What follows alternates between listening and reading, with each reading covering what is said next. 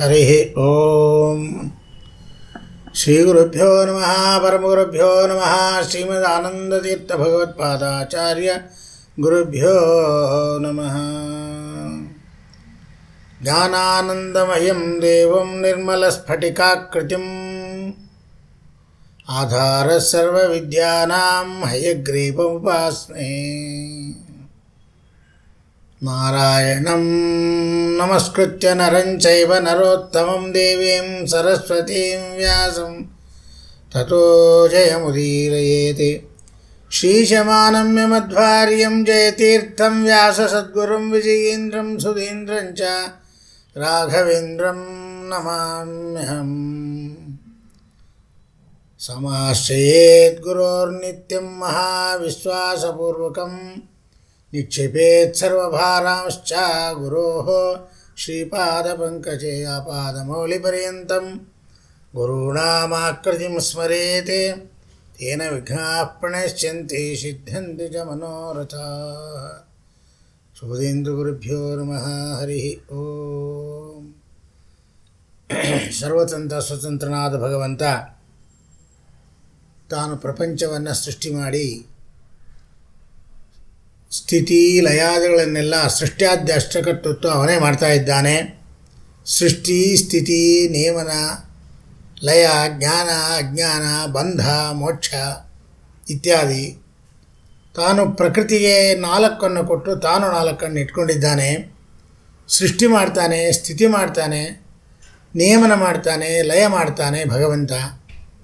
ಜ್ಞಾನ ಅಜ್ಞಾನ ಬಂಧ ಮೋಕ್ಷಾದಿಗಳನ್ನು ರಮಾದೇವಿಯ ಮೂಲಕ ಮಾಡಿಸ್ತಾನೆ ಎಂಬುದಾಗಿ ಶಾಸ್ತ್ರಗಳು ಒತ್ತಿ ಹೇಳ್ತಾ ಇದ್ದಾವೆ.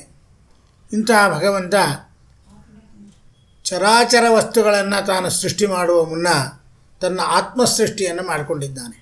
ಮೂಲ ನಾರಾಯಣ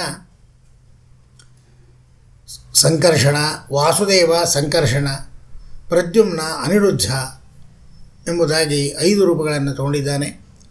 ಅದು ಅನಂತ ಪದ್ಮನಾಭ ಸ್ವಾಮಿಯ ರೂಪವನ್ನು ಮೊದಲು ತಾನು ತಗೊಂಡಿದ್ದಾನೆ. ವಾಸುದೇವ ರೂಪದಲ್ಲೇ ಅನಂತ ಪದ್ಮನಾಭ ಇರುವುದು.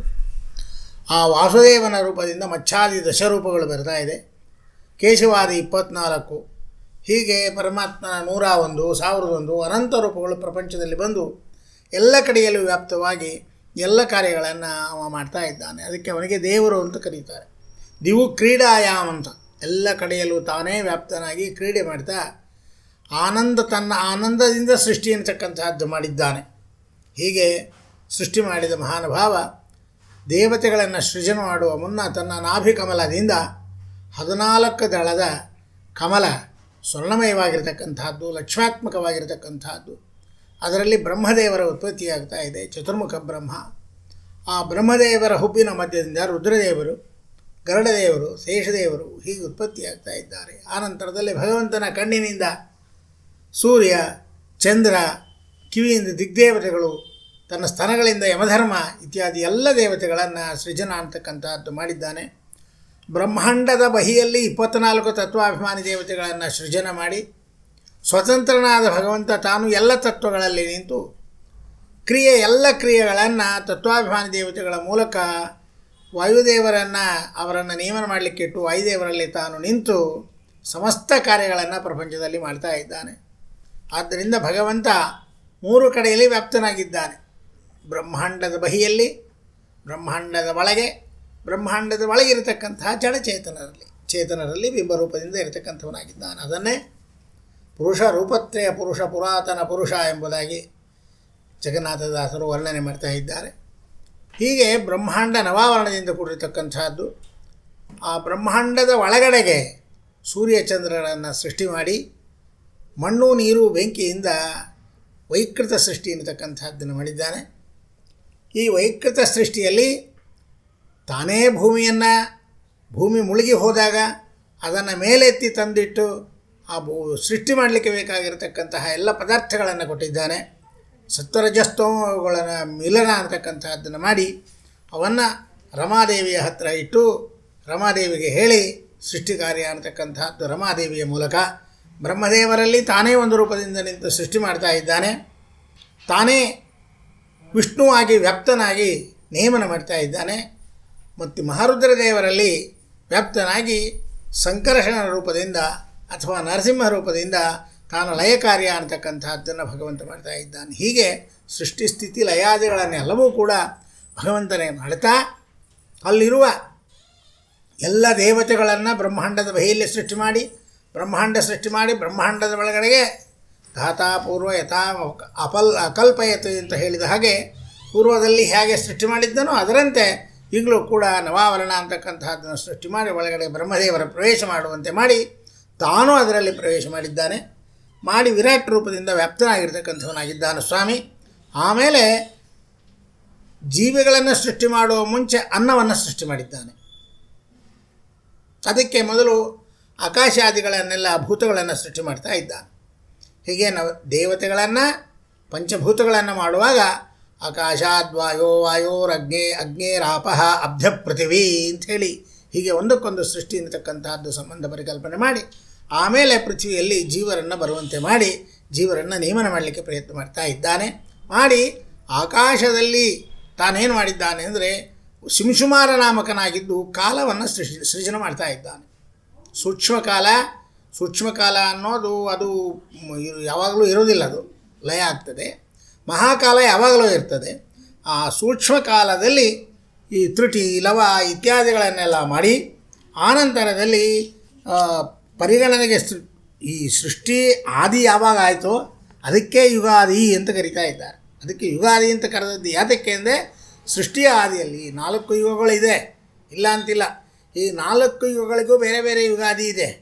ಆದರೆ ಈ ಸೃಷ್ಟಿ ಆರಂಭದಲ್ಲಿ ಇದಕ್ಕೆ ಯುಗದ ಆದಿ. ಆದ್ದರಿಂದ ಯುಗಾದಿ ಒಂದು ಜೀವರ ಸೃಷ್ಟಿಯ ಆರಂಭವನ್ನು ಬ್ರಹ್ಮದೇವರು ಮಾಡಿದ ದಿನಕ್ಕೆ ಉಗಾದಿ ಅಂತ ಕರೀತಾರೆ. ಯುಗಾದಿ ಅಂತ ಆಗಿರೋದಕ್ಕೆ ಉಗಾದಿ ಅಂಥೇಳಿ ಗ್ರಾಮ್ಯ ಭಾಷೆಯಲ್ಲಿ ಹೇಳತಕ್ಕಂಥದ್ದು. ಹೀಗೆ ಕಾಲದ ಪರಿಗಣನೆ ಅಂತಕ್ಕಂಥದ್ದನ್ನು ಮಾಡಿ ಈ ಖಗೋಳ ಸೃಷ್ಟಿ ಮಾಡಿ 27 ನಕ್ಷತ್ರಗಳನ್ನು ಮಾಡಿದ್ದಾನೆ.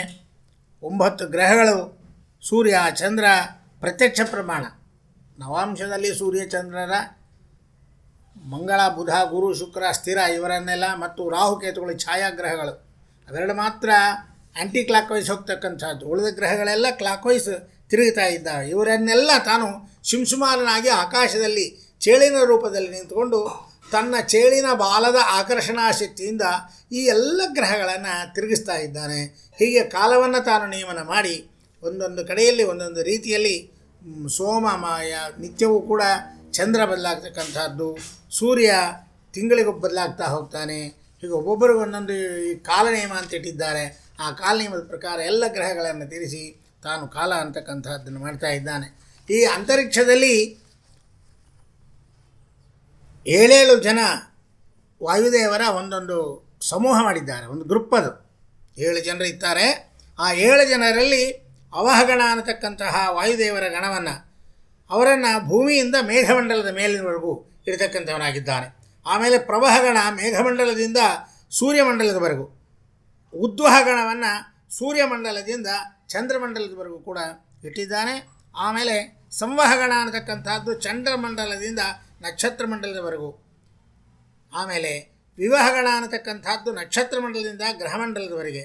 ಹೀಗೆ ಆಮೇಲೆ ಬರತಕ್ಕಂಥದ್ದೇ ಪರಾವಹಗಣ ಅಂತ ಆ ಗ್ರಹಮಂಡಲದಿಂದ ಋಷಿಮಂಡಲದವರೆಗೂ ಅವರನ್ನು ಇಟ್ಟಿದ್ದಾನೆ.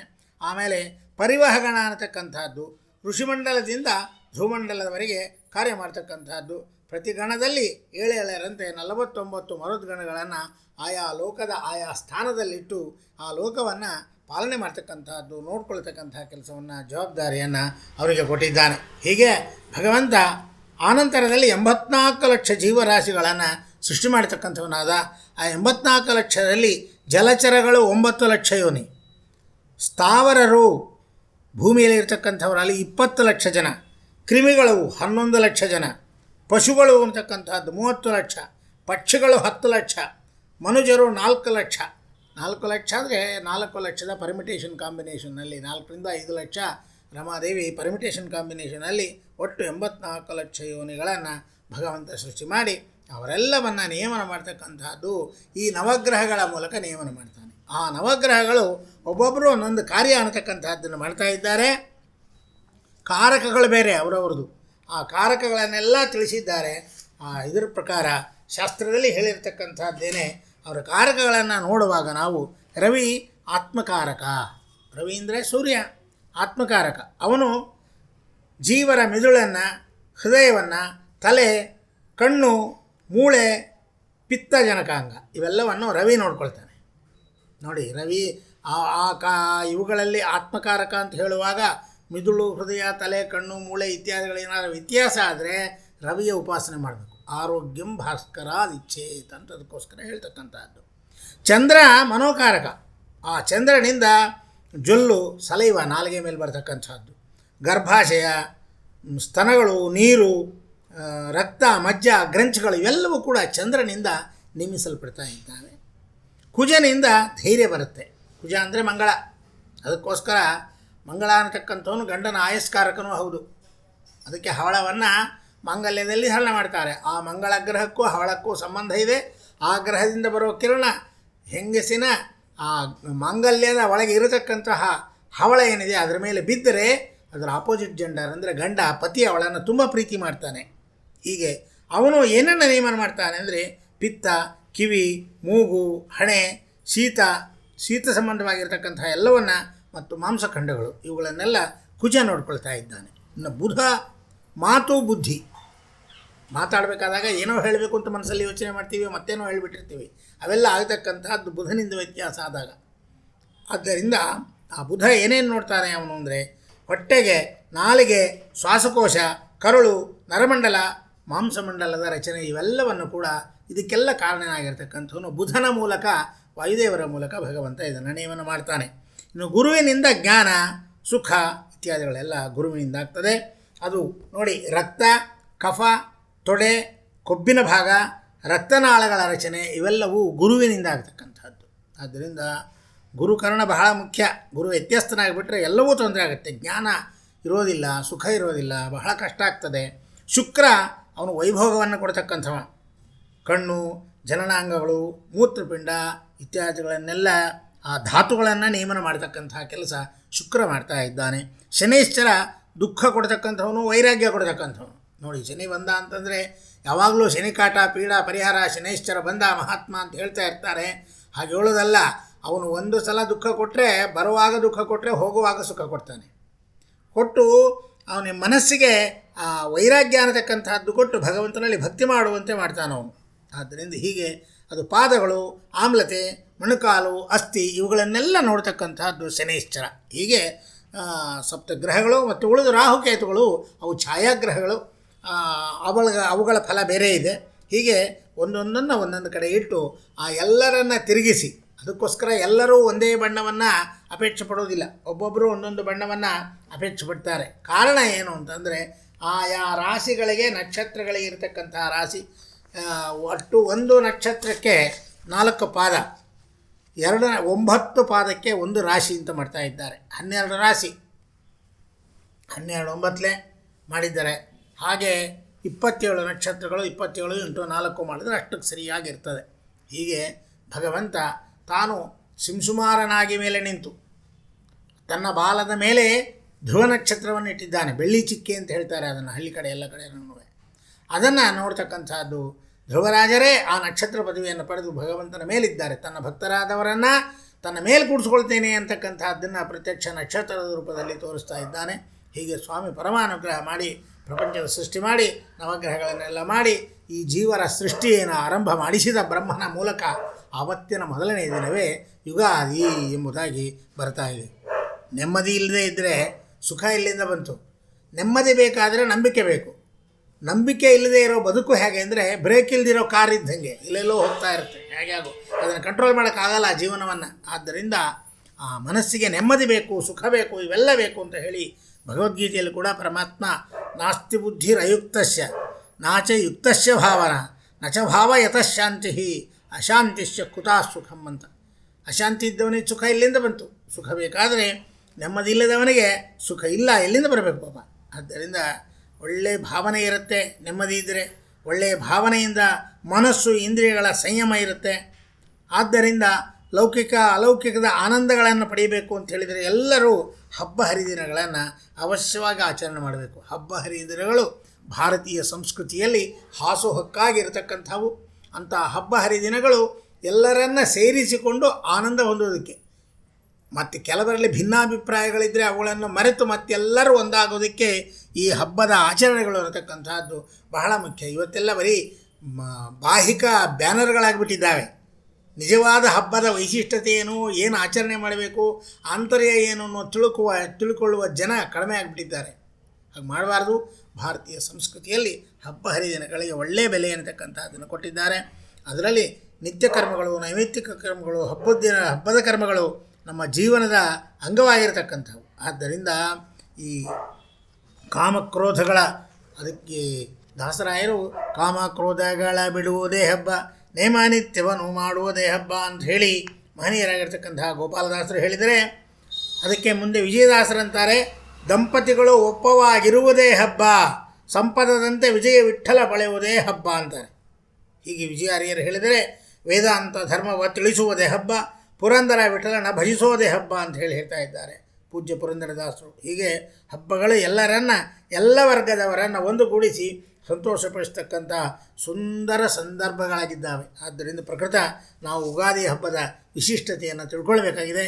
ಆದ್ದರಿಂದ ಈ ಬ್ರಹ್ಮನನ್ನು ಬ್ರಹ್ಮಾಂಡ ಸೃಜನೆ ಮಾಡಲಿಕ್ಕೆ ಅದು ಆರಂಭ ಮಾಡಿದ ದಿನ ಯುಗಾದಿ ಅಂತ ಆಗಲೇ ನಾನು ಹೇಳಿದೆ, ತಮ್ಮಲ್ಲಿ ಭಿನ್ನವಿಸ್ಕೊಂಡಿದ್ದೀನಿ. ಹೀಗೆ ಆ ದೀರ್ಘಕಾಲ ತಪಸ್ಸನ್ನು ಆಚರಣೆ ಮಾಡಿ ಭಗವತ್ ಚೈತನ್ಯವನ್ನು ತನ್ನಲ್ಲಿ ತಂದುಕೊಂಡು ಪ್ರಾರ್ಥಿಸಿ ಆ ಬ್ರಹ್ಮ ತಾನು ಮಾನವದ ಸೃಷ್ಟಿ ಆರಂಭಿಸಿದ ದಿನ ಚೈತ್ರಮಾಸಿ ಜಗದ್ಬ್ರಹ್ಮ ಸಸರ್ಜ ಪ್ರಥಮೇ ಹನಿ ಅಂತ ಶಾಸ್ತ್ರಕಾರರು ಹೇಳ್ತಾ ಇದ್ದಾರೆ. ಶುಕ್ಲಪಕ್ಷೇ ಸಮಗ್ರಂತು ತದಾ ಸೂರ್ಯೋದಯೇ ಸತಿ ಅಂತ ಹೇಳಿ ಸೃಷ್ಟಿಯ ಆದಿಯ ದಿನವನ್ನು ಯುಗಾದಿ ಅಂತ ಕರೆದು ಚೈತ್ರ ಶುಕ್ಲ ಪ್ರತಿಪದೆ ಮೇಷಮಾಸದ ಮೊದಲನೇ ದಿನ ಆಗಿತ್ತು. ಹಾಗಾಗಿ ಸೌರಮಾನದಂತೆ ಮೇಷಮಾಸದ ಮೊದಲನೇ ದಿನ ಮೇಷ ಸಂಕ್ರಮಣದ ಮೊದಲನೇ ದಿನವೇ ಆಗುತ್ತೆ. ಆದರೆ ಯುಗಾದಿ ಆದರೆ ಚಾಂದ್ರಮಾನದಂತೆ ಚೈತ್ರ ಮಾಸದ ಶುಕ್ಲಪಕ್ಷದ ಪ್ರತಿಪದೆಗೇ ಯುಗಾದಿ ಅಂತ ಕರೀತಾ ಇದ್ದಾರೆ. ಹೀಗೆ ಸೂರ್ಯನ ಚಲನೆಗೆ ಅನುಗುಣವಾಗಿ ಲೆಕ್ಕಾಚಾರ ಮಾಡಿದರೆ ಸೌರಮಾನ, ಚಂದ್ರನ ಆ ಚಲನೆಯನ್ನು ನೋಡಿ ಲೆಕ್ಕಾಚಾರ ಮಾಡಿದರೆ ಚಾಂದ್ರಮಾನ ಅಂಥೇಳಿ ಕರೀತಾ ಇದ್ದಾರೆ. ಹೀಗೆ ಸೌರ ವರ್ಷ ಕರಾರುವಕ್ಕಾಗಿ 365 ದಿನ ಆಗುತ್ತೆ, 365 ಕಾಲ ಆಗುತ್ತೆ. ಆರ್ಷ ಅಂತ ಕರೀತಾರೆ ಅದಕ್ಕೆ. ಸಮೀಚೀನವಾದ ವತ್ಸರ ಅಂತ ಅರ್ಥ ಅಲ್ಲಿ. ಹೀಗೆ ಸೌರ ವತ್ಸರಕ್ಕೆ ಸಂವತ್ಸರ ಅಂತ ಕರೀತಾ ಇದ್ದಾರೆ, ಸೂರ್ಯನ ಸಂವತ್ಸರಕ್ಕೆ. ಚಾಂದ್ರ ವರ್ಷದಲ್ಲಿ ಅನುವತ್ಸರ ಅಂತ ಕರೀತಾರೆ. ಯಾಕೆಂದರೆ ಅದು ಅಧಿಕ ಮಾಸದ ಬಂದ ಮೇಲೆ ಪೂರ್ಣ ಆಗ್ತದೆ, ಅಲ್ಲಿವರೆಗೂ ಪೂರ್ಣ ಆಗೋದಿಲ್ಲ. ಆದ್ದರಿಂದ ಅದರ ಮೂಲಕ ಸಂವತ್ಸರವನ್ನು ಅನುಸರಿಸಿ ಸೌರವತ್ಸರವನ್ನು ಅನುಸರಿಸಿ ಸಾಗತಕ್ಕಂಥ ವರ್ಷ ಅದು. ಈ ಚಾಂದ್ರ ವರ್ಷದಲ್ಲಿ ಅಂದರೆ ಚೈತ್ರ ಯುಗಾದಿಯಿಂದ ಚೈತ್ರಾದಿಯ ತನಕ ಸುಮಾರು 354 ದಿನಗಳಾಗ್ತದೆ. ಹೀಗೆ 33 ತಿಂಗಳಿಗೆ ಒಂದು ದಿನ, ಒಂದು 30 ದಿನಗಳ ಹೆಚ್ಚಿಸಿ ದಿನ ವ್ಯತ್ಯಾಸ ಸೌರ ಚಾಂದ್ರ ವರ್ಷಗಳಲ್ಲಿ ಉಂಟಾಗ್ತಕ್ಕಂಥದ್ದಾಗಿದೆ. ಈ ಚಾಂದ್ರ ಮಾಸ ಅನ್ನತಕ್ಕಂಥದ್ದೇನಿದೆಯಲ್ಲ, ಸುಮಾರು 384 ದಿನಗಳ ದೀರ್ಘ ವರ್ಷದ ಮೂಲಕ ಸೌರವನ್ನು ಅನುಸರಿಸ್ತಾ ಇದ್ದಾರೆ. ಹೀಗೆ ಸೌರಮಾನ ಚಾಂದ್ರಮಾನದಲ್ಲಿ ಯಾವುದು ಶ್ರೇಷ್ಠ ಯಾವುದು ಕನಿಷ್ಠ ಅನ್ನತಕ್ಕಂಥ ಚಿಂತನೆ ಇಲ್ಲ. ಇಲ್ಲಿ ಎರಡೂ ಅನುಭಾವಿ ಮುನಿಗಳು ಅಂಗೀಕರಣ ಮಾಡಿದ್ದಾರೆ. ಹವ್ಯಕವ್ಯಗಳನ್ನು ಸೌರಮಾಸಾನುಷ್ಠಾನ ಮಾಡ್ತಕ್ಕಂತಹ ಸಂಪ್ರದಾಯದವರಿಗೆ ಮೇಷ ಸಂಕ್ರಾಂತಿಯ ಮರುದಿನದಿಂದಲೇ ಯುಗಾದಿ ಆಗ್ತಾ ಇದೆ. ಅಂದೇ ಅವರಿಗೆ ಸಂವತ್ಸರ. ಹೀಗೆ ಆ ವ್ಯತ್ಯಾಸ ಆಗ್ತಾ ಇದೆ. ಚಾಂದ್ರಮಾನದ ಅನುಷ್ಠಾನವುಳ್ಳವರಿಗೆ ಚೈತ್ರ ಶುಕ್ಲ ಪ್ರತಿಪದಿಯಂದು ಯುಗಾದಿ. ಅಂದಿನ ದಿನ ಅವರು ಸಂವತ್ಸರ ಬದಲಾಯಿಸಿಕೊಳ್ತಕ್ಕಂಥದ್ದು. ಆದ್ದರಿಂದ ಇದರಲ್ಲಿ ಯಾವುದೇ ವಿರೋಧ ಇಲ್ಲ, ವಿಪರ್ಯಾಸಗಳಿಲ್ಲ. ಒಂದು ಸೌರ ವರ್ಷ, ಒಂದು ಚಾಂದ್ರ ವರ್ಷ ಅಷ್ಟೇ. ಕರಾವಳಿ ಪ್ರದೇಶ ಅಂದರೆ ಪರಶುರಾಮ ಕ್ಷೇತ್ರದಲ್ಲಿ ಎಲ್ಲನೂ ಅವರಿಗೆಲ್ಲ ಸೌರಮಾನದ ಅನುಷ್ಠಾನ ಸಂಪ್ರದಾಯ. ಉಳಿದ ಕಡೆ ಹೆಚ್ಚಾಗಿ ಚಾಂದ್ರಮಾನದ ಯುಗಾದಿಯನ್ನು ಅನುಕರಣೆ ಮಾಡ್ತಾರೆ. ಸೌರ ಯುಗಾದಿಯಲ್ಲಿ ಸಾಮಾನ್ಯ ಏಪ್ರಿಲ್ ತಿಂಗಳಿನ 14, 15ನೇ ತಾರೀಕಿನಂದು ಬರ್ತಾ ಇರ್ತಾರೆ. ಚಾಂದ್ರಮಾನ ಯುಗಾದಿ ಮಾರ್ಚ್ ತಿಂಗಳಲ್ಲಿ ಬರುತ್ತೆ. ಇದು ಮಾರ್ಚ್ ತಿಂಗಳ ಮಧ್ಯಭಾಗದಿಂದ ಏಪ್ರಿಲ್ ತಿಂಗಳ ಮಧ್ಯಭಾಗದ ಒಳಗಾಗಿ ಯಾವಾಗಲಾದರೂ ಬರಬಹುದು. ಇದು ಹೀಗೆ ಯುಗಾದಿ ಅನ್ನತಕ್ಕಂಥದ್ದು ಆರಂಭ ಆಗ್ತಾ ಇದೆ. ಇನ್ನು ಯುಗಾದಿಯ ಆಚರಣೆಗೆ ಏನೇನು ಮಾಡಬೇಕು, ಯುಗಾದಿ ಹಬ್ಬದ ವಿಶಿಷ್ಟತೆಯನ್ನು, ಯುಗಾದಿ ಹಬ್ಬ ಅಂದ್ರೇನು, ಬ್ರಹ್ಮದೇವರ ಸೃಷ್ಟಿ ಆರಂಭ ಮಾಡಿದ ದಿನ ಅಂತ ನಮಗೆಲ್ಲ ಗೊತ್ತಾಯಿತು. ಆದರೆ ಅದನ್ನು ಆಚರಣೆ ಹೆಂಗೆ ಮಾಡಬೇಕು ನಾವು ಅಂದರೆ, ಬೆಳಗ್ಗೆ ಹೇಳ್ತಾ ಬಲಮಗ್ಗಲಲ್ಲಿ ಹೇಳಬೇಕು, ಎಡಮಗ್ಗಲಲ್ಲಿ ಮಲಗಿ ಬಲಮಗ್ಗಲಲ್ಲಿ ಹೇಳಬೇಕು. ಎದ್ದು ಕರಾಗ್ರೇ ವಸ್ತೆಯ ಲಕ್ಷ್ಮಿಯಿಂದ ಕರದರ್ಶನ ಮಾಡಿಕೊಂಡು ಉತ್ತಿಷ್ಟು ಗೋವಿಂದ ಅನ್ನತಕ್ಕಂಥದ್ದನ್ನು ಪರಮಾತ್ಮನಿಗೆ ಹೇಳಿ, ಆ ಎದ್ದ ತಕ್ಷಣ ಮುಖ ತೊಳೆದು ಮಂಗಳ ದ್ರವ್ಯಗಳ ದರ್ಶನ ಅಂತಕ್ಕಂಥದ್ದು ಮಾಡಿಕೊಳ್ಬೇಕು. ಆ ಮಂಗಳ ದ್ರವ್ಯದ ದರ್ಶನಕ್ಕೆ ಫಲ, ಪುಷ್ಪ, ಕನ್ನಡಿ, ಆಮೇಲೆ ಹೇಮಾಭರಣ ಅಂದರೆ ಬಂಗಾರದ ಆಭರಣಗಳು ಕುಂಕುಮ, ದ್ರವ್ಯ, ಹೊಸ ವಸ್ತ್ರಗಳು, ತೋರಣ, ತಳಿರು ತೋರಣ, ರಂಗೋಲಿ ಇವೆಲ್ಲವನ್ನು ಹಾಕ್ತಕ್ಕಂಥದ್ದು, ತಾಂಬೂಲಿ, ಇವೆಲ್ಲ ಮಂಗಳ ದ್ರವ್ಯಗಳು.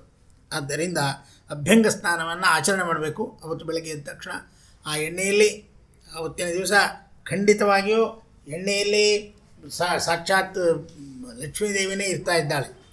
ಉಳಿದ ದಿವಸ ಆವಾಹನೆ ಮಾಡಿ ಹಚ್ಕೊಳ್ಬೇಕು. ಅದು ಯುಗಾದಿ ಹಬ್ಬದ ದಿವಸ ಆವಾಹನೆ ಇಲ್ಲ, ತಾನೇ ಸನ್ನಿಹಿತಳಾಗಿರ್ತಾಳೆ. ಎಳ್ಳೆಣ್ಣೆ ಶ್ರೇಷ್ಠ ಅಂತ ಹೇಳ್ತಾ ಇದ್ದಾರೆ. ಎಳ್ಳೆಣ್ಣೆ ಅದಕ್ಕೆ ತಿಲ ಸಂಬಂಧಿ ತೈಲ ಅಂತ. ಆದ್ದರಿಂದ ಆ ಎಳ್ಳೆಣ್ಣೆಯನ್ನು ಹಚ್ಕೊಂಡು ಅಭ್ಯಂಗನ ಸ್ನಾನವನ್ನು ಮಾಡ್ತಕ್ಕಂಥದ್ದು. ಆ ಅಭ್ಯಂಗನ ಸ್ನಾನದಲ್ಲಿ ಆದಮೇಲೆ ನೂತನ ವಸ್ತ್ರ ಧಾರಣೆ ಮಾಡಬೇಕು. ಆಮೇಲೆ ಈ ಅಭ್ಯಂಗನ ಸ್ನಾನವೂ ಕೂಡ ಎಲ್ಲರೂ ಮಾಡಬೇಕು. ಏನು ಪುಟ್ಟ ಮಕ್ಕಳು, ಮದುವೆ ಆದವರು, ಮದುವೆ ಆಗದೇ ಇದ್ದವರು, ಗಂಡ ಇದ್ದವರು, ಇಲ್ಲದೇ ಇರೋರು, ಸನ್ಯಾಸಿಗಳು ಕೂಡ ಅವತ್ತಿನ ಅಭ್ಯಂಗನ ಅನ್ನತಕ್ಕಂಥದ್ದು ಅತ್ಯಂತ ಮುಖ್ಯ ಎಂಬುದಾಗಿ ಹೇಳಿದ್ದಾರೆ. ಆದ್ದರಿಂದ ಅಬ್ದಾದೋ ಮಿತ್ರಸಂಯುಕ್ತೋ ಮಂಗಲಸ್ನಾನಮಾಚರೇತಿ ವಸ್ತ್ರೈರಾಭರಣಯುಕ್ತೈ ದೇಹಮಲಂಕೃತ್ಯ ತತಃಶುಚಿ ದೇವದ್ವಿಜಾನ್ ಸಮಭ್ಯರ್ಚ ಪ್ರತಿಗೃಹ್ಯ ಬ್ರಾಹ್ಮಣಾಶಿಷಾಃ ಭಕ್ಷಯಿತ್ವಾ ನಿಂಬಪತ್ರಂ ಶೃಣುಯಾತ್ ವರ್ಷಜಂ ಫಲಂ ಎಂಬುದಾಗಿ ಹೇಳಿದ್ದಾರೆ. ಅವತ್ತು ಏನೇನು ಮಾಡಬೇಕು ಅನ್ನೋದನ್ನು ಅಬ್ದಾದೋ ಮಿತ್ರಸಂಯುಕ್ತೋ ಮಂಗಲ ಸ್ನಾನಮಾಚರೇತ್ ಅಂತೇಳಿ ಮಂಗಳ ಸ್ನಾನ ಮಾಡಿ ಹೊಸ ವಸ್ತ್ರವನ್ನು ದೇವರಿಗೆ ಸಮರ್ಪಣೆ ಮಾಡಿ ತಾನು ಅದನ್ನು ಉಟ್ಕೊಳ್ಬೇಕು ಅಂತ ಹೇಳ್ತಾರೆ. ತೈಲಾಭ್ಯಂಗನ ಅವ್ಯಸ್ಯವಾಗಿ ವತ್ಸರಾದೋ ಅದು ಹೇಳ್ತಾರೆ. ವತ್ಸರಾದೋ ವಸಂತಾದೋ ಬಲಿರಾಜ್ಯೇ ತಥೈವ ಚ ತೈಲ ಸ್ನಾನ ಮಕುರ್ವಾಣು ನರಕಂ ಪ್ರತಿಪಾದ್ಯತೆ ಅಂತ. ಅವತ್ತು ಯಾರು ತೈಲ ಸ್ನಾನ ಮಾಡೋದಿಲ್ವೋ ಅವತ್ತು ನರಕಕ್ಕೆ ಹೋಗ್ತಾರೆ ಅವರೆಲ್ಲರೂ ಎಂಬುದಾಗಿ ಪ್ರಮಾಣ ಹೇಳ್ತಾ ಇದ್ದಾರೆ. ಅಲಕ್ಷ್ಮೀ ಪರಿಹಾರಾರ್ಥಂ ಮಂಗಲ ಸ್ನಾನ ಆಚರೇತ್.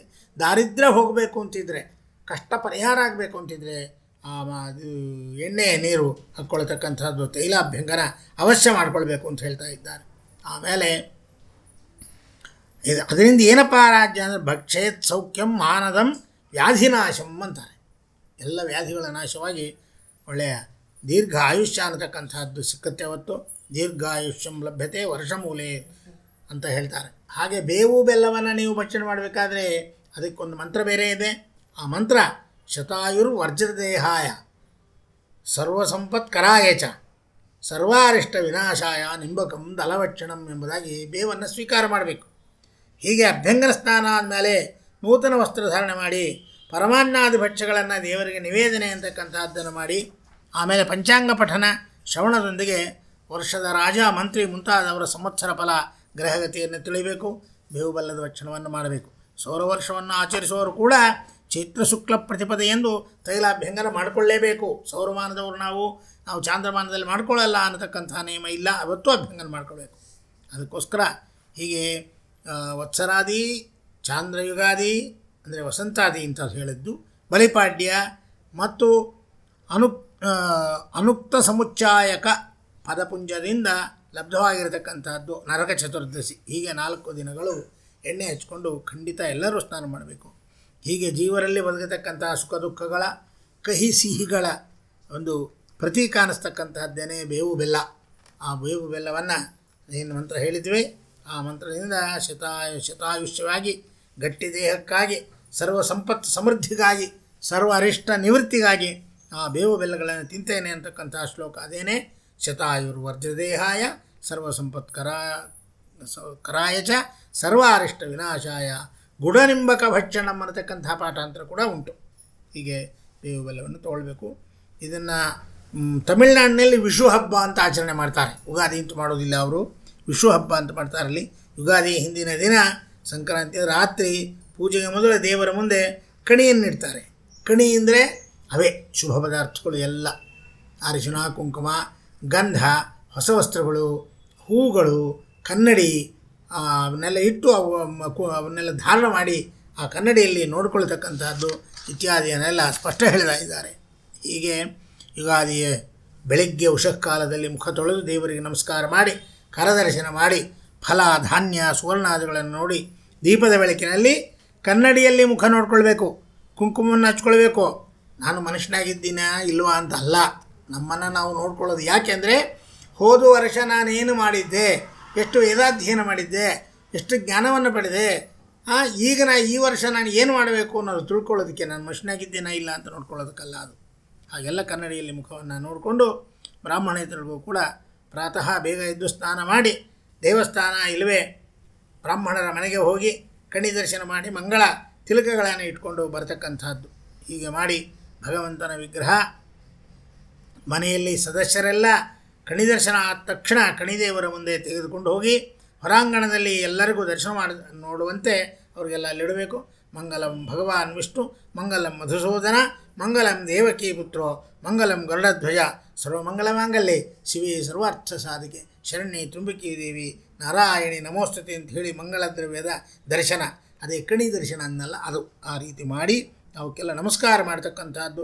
ಎಲ್ಲದರಲ್ಲೂ ಭಗವಂತ ವ್ಯಾಪ್ತನಾಗಿದ್ದಾನೆ ಅನ್ನುವ ಜ್ಞಾನ ನಮ್ಮಲ್ಲಿ ಬರೋದಕ್ಕೋಸ್ಕರವಾಗಿ ಇವುಗಳನ್ನೆಲ್ಲ ದರ್ಶನ ಮಾಡ್ತಕ್ಕಂಥದ್ದು ಎಂಬುದಾಗಿ ತಿಳಿಸ್ತಾ ಹೋಗ್ತಾ ಇದ್ದಾರೆ. ಹೀಗೆ ಭಗವಂತ ವಿಶಿಷ್ಟವಾದ ರೀತಿಯಲ್ಲಿ ನಿತ್ಯಾನುಷ್ಠಾನಗಳನ್ನು ಮಾಡಲಿಕ್ಕೆ ಅನುಕೂಲ ಮಾಡಿಕೊಟ್ಟಿದ್ದಾನೆ. ನೂತನ ವಸ್ತ್ರಗಳನ್ನು ಧಾರಣ ಮಾಡಿಕೊಂಡು ಆಮೇಲೆ ಉಪೇಂದ್ರ ಮೂರ್ತಯೇ ನಮಃ ಅಂತ ಹೇಳಿ ಉಪೇಂದ್ರನನ್ನು ಧ್ಯಾನ ಮಾಡಬೇಕಂತೆ. ಯಾವತ್ತು ಇಂದ್ರನ ತಮ್ಮ ಇಂದ್ರ ಸಕಲ ಸೌಖ್ಯವನ್ನು ಕೊಡ್ತಕ್ಕಂಥ, ಅದಕ್ಕೆ ಪೂರ್ವ ದಿಕ್ಕಿಗೆ ಅಭಿಮಾನಿ. ಎಲ್ಲರೂ ಪೂರ್ವಕ್ಕೆ ಬಾಗಿಲು ಮಾಡ್ತಾರೆ, ಇಲ್ಲ ಉತ್ತರಕ್ಕೆ ಬಾಗಿಲು ಮಾಡ್ತಾರೆ.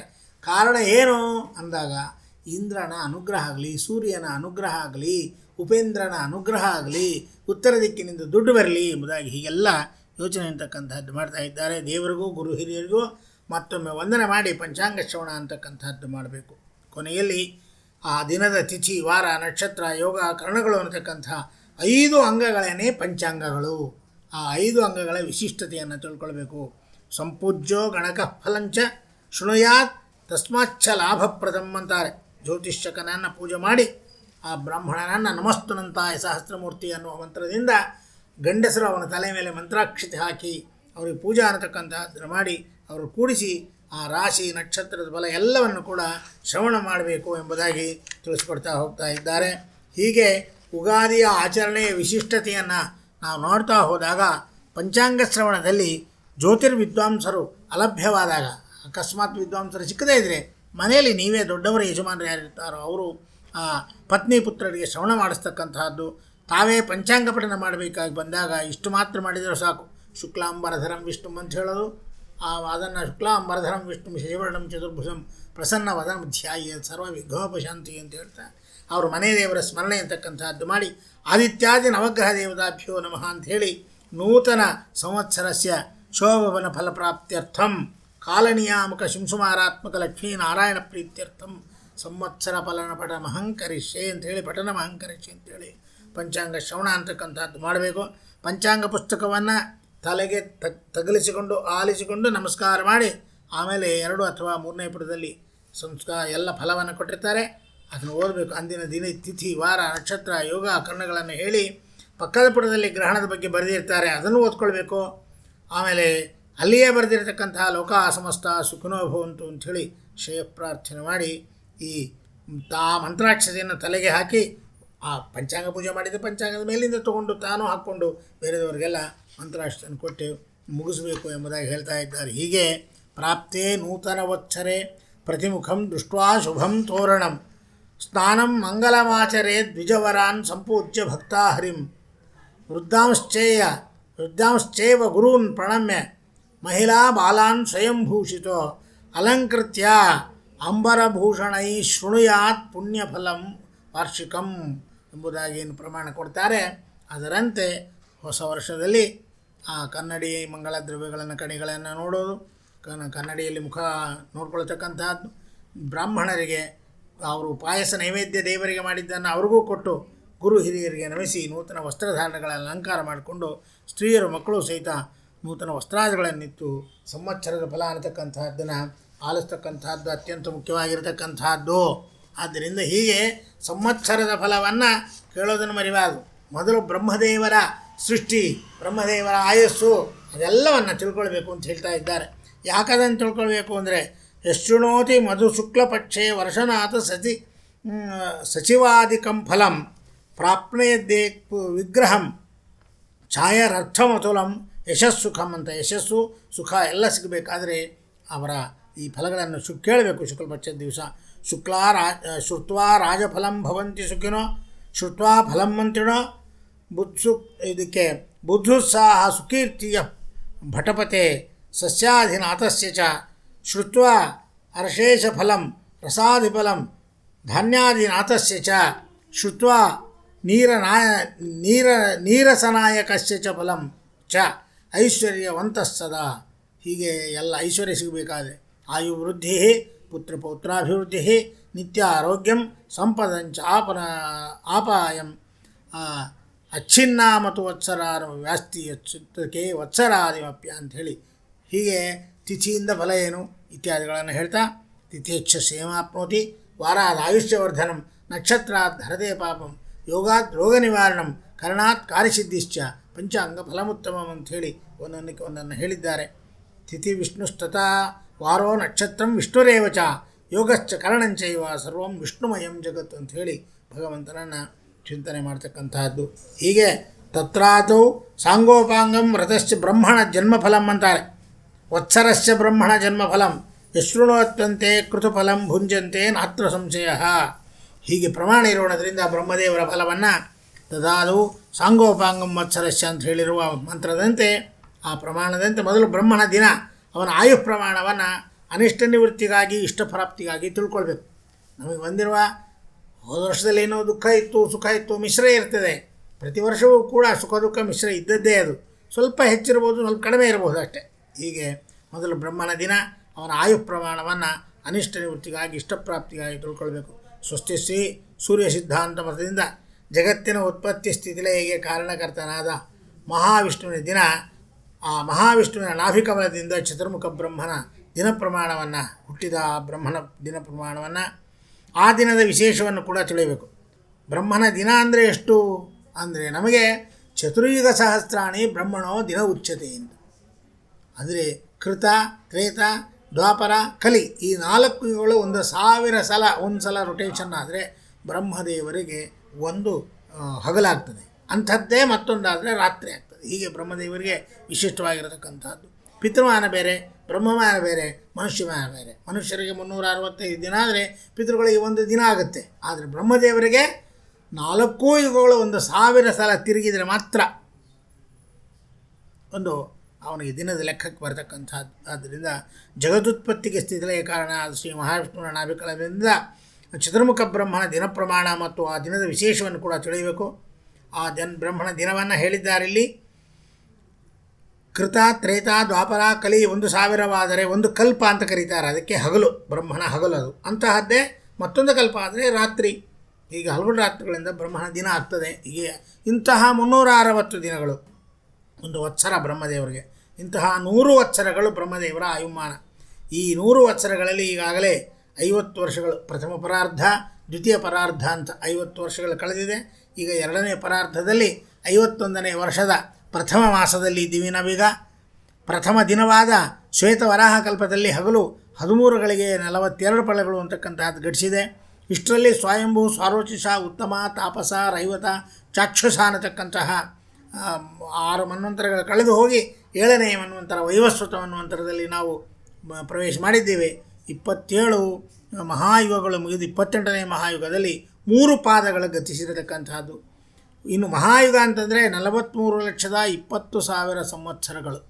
ಇದರಲ್ಲಿ ಕೃತಯುಗ 17,28,000 ವತ್ಸರಗಳು. ದ್ವಾಪರಯುಗ 8,64,000 ಸಂವತ್ಸರಗಳು. ಕಲಿಯುಗದಲ್ಲಿ 4,32,000 ವತ್ಸರಗಳು. 28ನೇ ಮಹಾಯುಗದ 3 ಯುಗಗಳು ಕಳೆದು 4ನೇ ಯುಗದಲ್ಲಿ ಈಗ ನಾವು 5,117 ಸಂವತ್ಸರಗಳು ಗತಿಸಿರತಕ್ಕಂಥದ್ದು. ಉಳಿದುಗ 4,26,883 ವತ್ಸರಗಳು ಕಳೆದರೆ ಆವಾಗ ಕಲಿಯುಗ ಮುಗಿತಕ್ಕಂಥದ್ದು. ಹೇಳ್ತಿರ್ತಾರೆ ಇನ್ನೇನು ಪ್ರಳಯ ಬಂತು, ಅದು ಬಂತು, ಇದು ಬಂತು ಅಂತ. ಸುಳ್ಳು, ಹಾಗೆಲ್ಲ ಆಗಿಲ್ಲ. ಬ್ರಹ್ಮದೇವರ ದಿನಮಾನವನ್ನು ಸ್ಪಷ್ಟ ಪುರಾಣಗಳು ಎತ್ತೆತ್ತಿ ಒತ್ತೊತ್ತಿ ತಿಳಿಸ್ತಾ ಇದ್ದಾವೆ ಇಲ್ಲಿ. ಆದ್ದರಿಂದ ಈ 6 ಜನ ರಾಜರು ಶಕಕರ್ತೃಗಳು. ಹಸ್ತಿನಾವತಿಯಲ್ಲಿ ಧರ್ಮರಾಜನ ಶಕೆ 3,044 ಸಂವತ್ಸರಗಳಾಗಿದೆ. ನಂತರ ಉಜ್ಜಯಿನಿಯಲ್ಲಿ ವಿಕ್ರಮಾರ್ಕ ಶಕೆ, ಶಾಲಿವಾಹನ ಶಕೆ 18,000 ವರ್ಷಗಳು. ಹೀಗೆಲ್ಲ ಬೇರೆ ಬೇರೆ ವತ್ಸರಗಳು ಅನ್ನತಕ್ಕಂಥದ್ದನ್ನು ತಿಳಿಸ್ತಾ ಬರ್ತಾ ಇದ್ದಾರೆ. ನಾಗಾರ್ಜುನ ಶಕೆ ಅಂದರೆ ಗೌಡ ದೇಶದಲ್ಲಿ ಕಲ್ಕಿ ಭೂಪತಿ ಶಕೆ, ಮಧ್ವಾಚಾರ್ಯರ ಶಕೆ 816 ಸಂವತ್ಸರಗಳು ಕಳೆದಿದ್ದೀಗ. ಗುರುಸಾರ್ವಭೌಮ ರಾಘವೇಂದ್ರ ಸ್ವಾಮಿಗಳ ಬರೆದು ಕೂಡ ಶಕೆ 346 ವತ್ಸರಗಳು ಕಳೆದು ಹೋಗಿಬಿಟ್ಟಿದೆ. ಮುಂದಿನ ಇದರಲ್ಲಿ ಇದ್ದೀವಿ ನಾವೀಗ. ಹೀಗಿರ್ತಕ್ಕಂಥದ್ದು ಹೀಗೆ ಮಂತ್ರಾಲಯದಲ್ಲಿ ಚೈತ್ರ ಶುಕ್ಲ ಪ್ರತಿಪದೆಯಿಂದ ಹೊಸ ವರ್ಷದ ಆರಂಭ ಹೇವಳಂಬಿ ನಾಮ ಸಂವತ್ಸರದ ಸೂರ್ಯ ಸಿದ್ಧಾಂತದಂತೆ ಮತ್ತು ಈ ಪಂಚಾಂಗಗತ ಶಾಲಿವಾನಿಸಿಕೆ 1939 ವರ್ಷಗಳಾಗಿದೆ. ಅದರಲ್ಲಿ ಪ್ರಮಾಣಗಳನ್ನೆಲ್ಲ ತಿಳಿಸಿದ್ದಾರೆ. ಎಲ್ಲಿ ಯಾವ್ಯಾವ ಯುಗ ಎಷ್ಟೆಷ್ಟು ಅಂತಕ್ಕಂಥದ್ದು. ಹೇವಲಂಬಿ ನಾಮ ಸಂವತ್ಸರದ ಪಂಚಾಂಗದ ಫಲವನ್ನು ಸ್ವಲ್ಪ ಮಟ್ಟಿಗೆ ಸಂಕ್ಷಿಪ್ತವಾಗಿ ತಿಳ್ಕೊಳ್ಳೋಕ್ಕೆ ಪ್ರಯತ್ನ ಮಾಡೋಣ. ಯಾಕೆಂದರೆ 12 ರಾಶಿಗಳನ್ನು 27 ನಕ್ಷತ್ರಗಳ ವಿಶದವಾದ ಫಲವನ್ನು ನಾವು ತಿಳ್ಕೊಳ್ಬೇಕಾದ್ರೆ ಅದು ತುಂಬ ಕಾಲಾವಕಾಶ ಬೇಕು. ಅದೊಂದೇ ಅಲ್ಲದೇನೆ ಬರೀ ಗ್ರಹಗಳ ಚಲನವಲನದಿಂದ ಮಾತ್ರ ಅದರ ಫಲ ತಿಳಿದ್ರೆ ಸಾಲದು. ಅವರವರ ಜಾತಕದಂತೆ ಲಗ್ನಾತ್ ಜನ್ಮಾತ್ ಎರಡರಿಂದಲೂ ನೋಡಿ ಅದರ ಫಲವನ್ನು ನಿರ್ಣಯ ಮಾಡಬೇಕಾಗುತ್ತೆ. ನವಾಂಶದಲ್ಲಿಯೂ ಕೂಡ ಅಧ್ಯಯನ ಮಾಡಿ ಹೇಳಬೇಕಾಗುತ್ತೆ. ಸುಮ್ಮನೆ ಹೇಳಲಿಕ್ಕಾಗೋದಿಲ್ಲ. ಸಾಮಾನ್ಯವಾದ ಫಲ ಈ ಪಂಚಾಂಗ ಶ್ರವಣಕ್ಕೆ ಎಷ್ಟು ಬೇಕೋ ಅಷ್ಟು ಮಾತ್ರ ನಾವು ನೋಡುವಾಗ ಈ ಯಾರು ರಾಜ ಅಂದರೆ ಚಾಂದ್ರಮಾನದ ಪ್ರಕಾರ ರಾಜ ಬುಧ, ಮಂತ್ರಿ ಗುರು, ಸೇನಾಧಿಪತಿ ಗುರು, ಪೂರ್ವ ಸಸ್ಯಾಧಿಪತಿ ರವಿ, ಅಪರ ಸಸ್ಯಾಧಿಪತಿ ಗುರು, ಧಾನ್ಯಾಧಿಪತಿ ಶನಿ, ಹರ್ಷಾಧಿಪತಿ ಅಂತಕ್ಕಂಥವ ಗುರು, ಮೇಘಾಧಿಪತಿ ಬುಧ, ರಸಾಧಿಪತಿ ಮಂಗಳ, ನೀರಸಾಧಿಪತಿ ರವಿ ಅಂತ ತಿಳಿಸ್ತಾ ಇದ್ದಾರೆ. ಹೀಗೆ ರಾಜ ಬುಧ ಫಲ ಅವನು ಏನು ಫಲ ಕೊಡ್ತಾನೆ? ರಾಜ ಅಂದರೆ ಧಾನ್ಯ ಫಲಗಳ ಸಮೃದ್ಧಿ, ರಾಜರಿಗೆ ಸಂಪತ್ತು ಅಂತಕ್ಕಂಥದ್ದು ಸಮೃದ್ಧಿಯಾಗಿರ್ತದೆ. ನೀರು ಸಮೃದ್ಧಿ, ಹೋದ ವರ್ಷಕ್ಕಿಂತಲೂ ಈ ಸಲ ನೀರಿನ ತೊಂದರೆ ಆಗೋದಿಲ್ಲ. ಸ್ವಲ್ಪ ನೀರು ಜಾಸ್ತಿ ಬರುತ್ತೆ, ಸಿಗುತ್ತೆ ಪ್ರಪಂಚಕ್ಕೆ. ವ್ಯಾಕುಲತೆ ಇಲ್ಲದ ವಾತಾವರಣ ಇರುತ್ತೆ. ಜನರಿಗೆಲ್ಲ ಸತ್ಕರ್ಮದಲ್ಲಿ ಆಸಕ್ತಿ ಬರ್ತದೆ, ಬರಬೇಕು. ಬಂದರೆ ಮಾತ್ರ ಧರ್ಮ ವೃದ್ಧಿ ಆದರೆ ಮಳೆ ಬೆಳೆಗಳು ಚೆನ್ನಾಗಿ ಬರುತ್ತೆ. ಮಂತ್ರಿ ಗುರುಫಲ ಹೇಳ್ತಾರೆ. ರಾಜರಿಗೆ ಸಂಪತ್ತಿನ ಸಮೃದ್ಧಿ, ಮಳೆಯ ಸಮೃದ್ಧಿ, ಉತ್ತಮ ಬೆಳೆಯಿಂದ ಪ್ರಜೆಗಳಿಗೆ ಸಂತೋಷ ಅಂತಕ್ಕಂಥದ್ದು ಈ ವರ್ಷ ಸಿಗುತ್ತೆ ಅಂತಾರೆ. ಇನ್ನು ಮಂತ್ರಿ ಗುರುವಿನ ಫಲ ಮುಗಿಸಿಬಿಟ್ಟ ಮೇಲೆ ಸೇನಾಧಿಪತಿ ಗುರುವಿನ ಫಲವನ್ನು ಹೇಳ್ತಾರೆ. ಮಳೆಯ ಸಮೃದ್ಧಿ, ಬ್ರಾಹ್ಮಣರಿಗೆ ವೇದಾಧ್ಯಯನದಲ್ಲಿ ಯಜ್ಞ ಕಾರ್ಯಗಳಲ್ಲಿ ಆಸಕ್ತಿ ಹೆಚ್ಚಾಗ್ತದೆ. ರಾಜರಿಗೆ ಧರ್ಮಾಚರಣೆ, ಪ್ರೀತಿ, ಪ್ರಜೆಗಳಲ್ಲಿ ಅನ್ಯೋನ್ಯ ಸ್ನೇಹ ಅನ್ನತಕ್ಕಂಥದ್ದು ಬೆಳೀತಾ ಹೋಗ್ತದೆ. ಪೂರ್ವ ಸಸ್ಯಾಧಿಪತಿ ರವಿ ಫಲ ಅಲ್ಪ ಮಳೆ, ರಾಜರಿಗೆ ಯುದ್ಧದಲ್ಲಿ ಭೀತಿ ಹೆಚ್ಚು, ಕಳ್ಳರ ಭಯ, ರೋಗದ ಪೀಡೆ, ಧಾನ್ಯಗಳ ನಾಶ, ಆಕಳಿನಲ್ಲಿ ಹಾಲು ಕಡಿಮೆ ಸಿಗುತ್ತೆ ಈ ಸಲ ಅಂತಾರೆ, ಕೊರತೆ ಇರ್ತದೆ ಅಂತಾರೆ. ಹೀಗೆ ಪ್ರಪಂಚದಲ್ಲಿ ಅಪರ ಸಸ್ಯಾಧಿಪತಿ ಗುರುವಿನ ಫಲ ರಾಜರು ಕೋಪರಹಿತರು, ಮಳೆ ಸಮೃದ್ಧಿ, ಬ್ರಾಹ್ಮಣರಿಗೆ ಯೋಗ್ಯವಾದ ಮರ್ಯಾದೆ, ಮಾನ ಮರ್ಯಾದೆ, ಪೂಜಾದಿಗಳೆಲ್ಲ ಸಿಕ್ಕತ್ತೆ ಈ ವರ್ಷ ತಿಳಿಸ್ತಾರೆ. ಧಾನ್ಯಾಧಿಪತಿ ಶನಿ ಫಲ ಎಳ್ಳು, ಉದ್ದು, ಕುಳಿತ, ಕಪ್ಪು ಧಾನ್ಯಗಳು ಸಮೃದ್ಧಿಯಾಗಿ ಬೆಳೀತವೆ. ಕರಿ ಪದಾರ್ಥಗಳೆಲ್ಲ ಕಪ್ಪು ಮಣ್ಣಿನ ಭೂಮಿಯಲ್ಲಿ ಉತ್ತಮವಾದ ಬೆಳೆ ಅನ್ನತಕ್ಕಂಥದ್ದು ಬರುತ್ತೆ. ಹರ್ಷಾಧಿಪತಿ ಅಂದರೆ ಮಳೆ ಕೊಡ್ತಕ್ಕಂಥ ಗುರುವಿನ ಫಲ ಏನು ಅಂದರೆ ಸುವೃಷ್ಟಿ ಆಗ್ತದೆ. ಎಲ್ಲ ಕಡೆ ಧನಧಾನ್ಯಗಳ ಸಮೃದ್ಧಿ, ಮಹಾಯಜ್ಞಗಳಲ್ಲಿ ಆಸಕ್ತರಾಗತಕ್ಕಂಥ ಬ್ರಾಹ್ಮಣರಾಗ್ತಾರಾದ್ದರಿಂದ ಉತ್ತಮವಾದ ವಾತಾವರಣ ಇರ್ತದೆ ಈ ವರ್ಷ ಹೇವಳಂಬಿ ನಾಮ ಸಂವತ್ಸರದಲ್ಲಿ. ಆಮೇಲೆ ಮೇಘಾಧಿಪತಿ ಬುಧ, ಅವನ ಫಲ ರೈತರಿಗೆ ಪ್ರಿಯವಾಗಿರತಕ್ಕಂತಹ ಬೆಳೆಗಳೆಲ್ಲ ಬೆಳೀತವೆ. ಲತಾ ಪುಷ್ಪಗಳು ಬಳ್ಳಿಗಳೆಲ್ಲ ಚೆನ್ನಾಗಿ ಬೆಳೀತವೆ, ಸಮೃದ್ಧಿ ಆಗ್ತದೆ. ರಾಜರಿಗೆ ರೋಗ ಕಲಹ ಪೀಡೆ ಇವೆಲ್ಲ ಇದ್ದಿದ್ದೇ ಈ ಸಲ, ಯಾಕೆಂದರೆ ಬುಧ ಆಗಿದ್ದಾನಲ್ಲ ಮೇಘಾಧಿಪತಿ. ಅದಕ್ಕೆ ರಸಾಧಿಪತಿ ಮಂಗಳನ ಫಲ ಸುವರ್ಣ, ರಜತ ಇತ್ಯಾದಿಗಳ ಕೊರತೆ ಆಗ್ತದೆ. ಸ್ವಲ್ಪ ಬೆಲೆ ಹೆಚ್ಚಾಗ್ಬೋದು. ಜೇನುತುಪ್ಪ, ಅಡಿಕೆಗಳು ಬೆಲೆ ಏರಿಕೆ ಆಗ್ಬೋದು. ನೀರಸಾಧಿಪತಿ ಅವನು ರತ್ನ, ಮಾಣಿಕ್ಯ ಮತ್ತು ಮುತ್ತು, ಗಂಧ, ತಾಮ್ರ ಇವುಗಳ ಬೆಲೆ ಸ್ವಲ್ಪ ಏರ್ತದೆ ಅಂತ ತಿಳಿಸ್ತಾ ಇದ್ದಾರೆ. ಹೀಗೆ ಚೈತ್ರ ಶುಕ್ಲ ದ್ವಿತೀಯ ಗುರುವಾರ 54 ಗಳಿಗೆ 11 ಫಲ. ರಾತ್ರಿ ರವಿಯ ನಿರಯಣ, ಮೇಘ ಸಂಕ್ರಮಣ ಇರೋದರಿಂದ ಅದರ ಫಲ ಸುಭಿಕ್ಷವಾಗಿರ್ತಕ್ಕಂಥದ್ದು. ಇನ್ನು ಮಕರ ಸಂಕ್ರಮಣ ಸೂರ್ಯ ಸಿದ್ಧಾಂತ ರೀತ್ಯ ಅದರ ಫಲವೂ ಕೂಡ ಪುಷ್ಯಮಾಸ ಕೃಷ್ಣ ತ್ರಯೋದಶಿ ಭಾನುವಾರ ಸೂರ್ಯಮಂಡಲ ಉದಯ ಆರಭ್ಯ 30 ಗಳಿಗೆ 54 ಫಲದವರೆಗೂ ರವಿ ಮಕರ ಸಂಕ್ರಮಣದಲ್ಲಿ ಪರಿಣಾಮ ಅಂತಕ್ಕಂಥದ್ದಾಗ್ತಾ ಇದೆ. ಹೀಗೆ ವಿಶಿಷ್ಟವಾಗಿ ಇನ್ನು ಈ ಕಂದಾಯ ಫಲ ಅನ್ನತಕ್ಕಂಥದ್ದಿದೆ. ಜನ್ಮ ನಕ್ಷತ್ರ ಪ್ರಕಾರ ಸಂಕ್ರಾಂತಿ ಫಲ ಬೇರೆ ಇದೆ, ಕಂದಾಯದ ಫಲ ಇದೆ. ಕಂದಾಯ ತಿಳ್ಕೊಂಡ್ರೆ ಸಾಕು. ಕಂದಾಯದಲ್ಲಿ ಮೂಲ, ಮಧ್ಯ, ಕೊನೆಯದು ಅಂತ 3 ತಿಳಿಸ್ತಾರೆ. ಆರಂಭ, ಹೀಗೆ ಮತ್ತು ದ್ವಿತೀಯ ಖಂಡ, ತೃತೀಯ ಖಂಡ ಅಂತ. ಪ್ರಥಮ ಖಂಡಕ್ಕೆ ಆರಂಭ ಅಂತ ಹೇಳ್ತಾರೆ. ಪ್ರಥಮ ಖಂಡ, ದ್ವಿತೀಯ ಖಂಡ, ತೃತೀಯ ಖಂಡ ಅಂತ 12 ತಿಂಗಳನ್ನು 3 ಭಾಗ ಮಾಡ್ತಾರೆ. 4 ತಿಂಗಳು. ಒಂದೊಂದು ತಿಂಗಳಿಗೆ ಒಂದೊಂದು ಫಲ ಅಂತಕ್ಕಂಥದ್ದು. 4 ತಿಂಗಳಿಗೆ ಒಂದು ಖಂಡಕ್ಕೆ ಒಂದು ಫಲ, ಅದನ್ನು ತಿಳಿಸ್ತಾ ಇದ್ದಾರೆ. ಇದರಲ್ಲಿ ಪೂರ್ಣ ಏನು 0 ಬಂದುಬಿಟ್ರೆ ಏನು ಗಾಬರಿ ಆಗೋದು ಬೇಕಾಗಿಲ್ಲ. ಬರೀ ಅದೊಂದರ ಮೇಲೆ ಡಿಪೆಂಡ್ ಆಗಿರತಕ್ಕಂಥದ್ದು ಅಂತಿಲ್ಲ. ಇದರಲ್ಲಿ ಇವಾಗ ನಿಮಗೆ 12 ಮನೆಗಳಲ್ಲಿ 9 ಗ್ರಹಗಳಿದ್ದಾವೆ, ನವಗ್ರಹಗಳು. ಇನ್ನು 3 ಮನೆಯಲ್ಲಿ ಯಾರಿರ್ತಾರೆ? ಅಲ್ಲಿ ಇರತಕ್ಕಂತಹದ್ದು ಬ್ರಹ್ಮ, ಶಿವ ಮತ್ತು ವಿಷ್ಣು. ಇದ್ದಾರೆ, 3 ಜನ ಇದ್ದಾರೆ. ಆದ್ದರಿಂದ ಆ 3 ಜನನೂ ಪೂರ್ವಜನ್ಮದ ಪುಣ್ಯದಂತೆ ಫಲವನ್ನು ಕೊಡ್ತಾರೆ. ಮತ್ತು ಮದುವೆಯಾಗಿದ್ದರೆ ಗಂಡಿನ ಹೆಣ್ಣಿನ ಇಬ್ಬರ ಜಾತಕದ ಫಲವೂ ಕೂಡ ಸಿಗ್ತದೆ. ಆದ್ದರಿಂದ ಒಬ್ಬರ ಫಲವನ್ನೇ ನೋಡಿ ಗಾಬರಿ ಆಗಬೇಕಾಗಿಲ್ಲ, ಹೀಗಿರೋದು. ಆದ್ದರಿಂದ ಪ್ರಕೃತ ಅಶ್ವಿನಿ ನಕ್ಷತ್ರಕ್ಕೆ 2, 1, 0 ಅಂತ ಕೊನೆಯ 4ನೇ ತಿಂಗಳಲ್ಲಿ ಸ್ವಲ್ಪ ಕಷ್ಟ ಅಂತ ಹೇಳ್ತಾರೆ. ಭರಣಿ ನಕ್ಷತ್ರಕ್ಕೆ 5, 2, 3, ಕೃತ್ತಿಕಕ್ಕೆ 0, 0, 2 ಸಲ 0 ಬಂದಿದ್ದಕ್ಕೆ ಸ್ವಲ್ಪ ಕ್ಲಿಷ್ಟವಾಗಿರ್ತದೆ ಜೀವನ, ಕಷ್ಟ ಇದೆ. ಇದರೂ ಹರಿವಾಗುರುಗಳೇ ನಂಬಿದವ್ರಿಗೆ ಏನೂ ತೊಂದರೆ ಆಗೋದಿಲ್ಲ.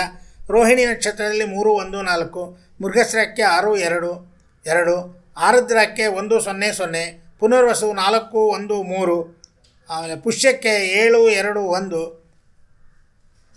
ಆಶ್ಲೇಷಕ್ಕೆ 2, 0, 4, ಮಘಕ್ಕೆ 5, 1, 2, ಪೂರ್ವಾಷಾಢಕ್ಕೆ 0, 2, 0, 3 0 ಬರಬಾರ್ದು. 3 0 ಬಂದರೆ ಮರಣ ಅಂತ, ತುಂಬ ಆಪತ್ತು ಅಂತ ಅರ್ಥ. ಆದ್ದರಿಂದ 3 0 ಇಲ್ಲ. ಉತ್ತರಾಷಾಢದಲ್ಲಿ 3, 0, 3, ಹಸ್ತಕ್ಕೆ 6, 1, 1, ಚಿತ್ತಕ್ಕೆ 1, 2, 4 ಹೀಗೆ. ಆಮೇಲೆ ಸ್ವಾತಿ ನಕ್ಷತ್ರಕ್ಕೆ 4, 0, 2, ವಿಶಾಖಕ್ಕೆ 7, 1, 0, ಅನುರಾಧಕ್ಕೆ 2, 2, 3, ಜ್ಯೇಷ್ಠಕ್ಕೆ 5, 0, 1, ಮೂಲಕ್ಕೆ 0, 1, 4 ಹೀಗೆ. ಪೂರ್ವಾಷಾಢಕ್ಕೆ 3, 2, 2, ಮತ್ತು ಉತ್ತರಾಷಾಢಕ್ಕೆ 6, 0, 0, ಶ್ರವಣಕ್ಕೆ 1, 1, 3, ಧನಿಷ್ಠಕ್ಕೆ 4, 2, 1, ಶತಾರಕ್ಕೆ 7, 0, 4, ಪೂರ್ವಭಾದ್ರಕ್ಕೆ 2, 1, 2, ಉತ್ತರಾಭಾದ್ರಕ್ಕೆ 5, 2, 0 ಹೀಗೆ. ಆಮೇಲೆ ಕೊನೆಗೆ ರೇವತಿ ನಕ್ಷತ್ರಕ್ಕೆ 0, 0, 3 ಎಂಬುದಾಗಿ ಹೇಳ್ತಾ ಇದ್ದಾರೆ. ಅದರ ಫಲವನ್ನು ಹೇಳ್ತಾರೆ. ವಿಷಮೇ ಚಾರ್ಧಲಾಭಶ್ಚಾತಿ ಸಮೇತು ಸಮತಾ ಭವೇತ್, ಶೂನ್ಯೇ ಶೂನ್ಯ ಫಲಂ ಪ್ರೋಕ್ತ ವರ್ಷಾತ್ಯಂಶ ಫಲಂ ಕ್ರಮಾತ್ ಅಂತ. ಆದಿಶೂನ್ಯೇ ಮಹಾವ್ಯಾಧಿ, ಮಧ್ಯಶೂನ್ಯೇ ಮಹಾದ್ಭಯಂ, ಅಂತ್ಯಶೂನ್ಯೇ ವಿತ್ತನಾಶಃ, ತ್ರಿಶೂನ್ಯೇ ಚ ಮಹಾಭಯಂ ಅಂತ ಹೀಗೆ ಅದರ ಫಲಗಳನ್ನೆಲ್ಲ ತಿಳಿಸ್ಕೊಡ್ತಾ ಇದ್ದಾರೆ. ಇದು ಕಂದಾಯ ಫಲ ಆಯಿತು. ಈಗ ನಾನು ಹೇಳಿದ್ದು ಈ ಆಯವ್ಯಯ ಅನ್ನತಕ್ಕಂಥದ್ದನ್ನು ಹೇಳ್ತಾರೆ. ಮೇಷರಾಶಿಗೆ 2 ಆಯ 5 ವ್ಯಯ, ವೃಷಭ ರಾಶಿಗೆ 11 ಆಯ 11 ವ್ಯಯ. ವೃಷಭಕ್ಕೆ ತೊಂದರೆನೇ ಇಲ್ಲ, ಎಷ್ಟು ಬರುತ್ತೋ ಅಷ್ಟು ಖರ್ಚಾಗುತ್ತೆ. ಮಿಥುನಕ್ಕೆ 2, 11, ಕರ್ಕಕ್ಕೆ 2 ಆಯ 5 ವ್ಯಯ, ಸಿಂಹಕ್ಕೆ 14, 2, ಕನ್ಯಾಕ್ಕೆ 2, 11, ತುಲಾಕ್ಕೆ 11, 11, ವೃಶ್ಚಿಕಕ್ಕೆ 2, 5, ಧನುರಾಶಿಗೆ 14, 8, ಮಕರಕ್ಕೆ 8, 11, ಕುಂಭಕ್ಕೆ 8, 11, ಮೀನಕ್ಕೆ 14, 8 ಹೀಗೆ ಆಯವ್ಯಯ ಅನ್ನತಕ್ಕಂಥದ್ದನ್ನೆಲ್ಲ ತಿಳಿಸಿದ್ದಾರೆ. ಹೀಗೆ ತಿಥಿ, ವಾರ, ನಕ್ಷತ್ರ ಇವೆಲ್ಲದರ ಫಲ ತಿಥಿಯಚ್ಛ ಕ್ಷೇಮಾಪ್ನೋತಿ, ವಾರಾದ್ ಆಯುಷ್ಯವರ್ಧನಂ, ನಕ್ಷತ್ರಾತ್ ಹರದೇ ಪಾಪಂ, ಯೋಗಾತ್ ರೋಗ ನಿವಾರಣಂ, ಕರಣಾತ್ ಕಾರ್ಯಸಿದ್ಧಿಶ್ಚಾತ್, ಪಂಚಾಂಗ ಫಲಮುತ್ತಮಂ ಎಂಬುದಾಗಿ ಪಂಚಾಂಗದ ಫಲವನ್ನು ಸಂಕ್ಷಿಪ್ತವಾಗಿ ಈ ವರ್ಷ ನೋಡಲಿಕ್ಕಾಗಿದೆ.